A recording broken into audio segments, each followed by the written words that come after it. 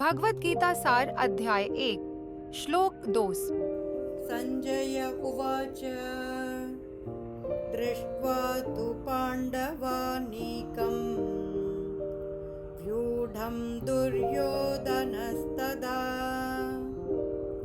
आचार्यमुपसंगम्य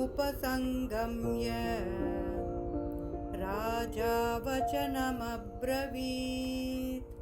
संजय ने कहा, हे राजन, पांडवों की सेना की व्यूहरचना का अवलोकन कर राजा दुर्योधन ने अपने गुरु द्रोणाचार्य के पास जाकर इस प्रकार के शब्द कहे।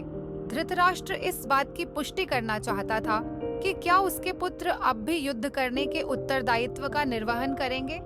संजय धृतराष्ट्र के इस प्रश्न के तात्पर्य को समझ गया और उसने ऐसा कहकर कि पांडवों की सेना व्यूह रचना कर युद्ध करने को तैयार है, यह पुष्टि की कि युद्ध अवश्य होगा।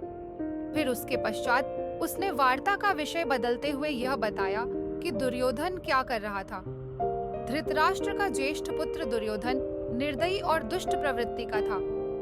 धृतराष्ट्र के जन्म से अंधा होने के कारण व्यावहारिक रूप से हस्तिनापुर के शासन की बागडोर दुर्योधन के हाथों में थी।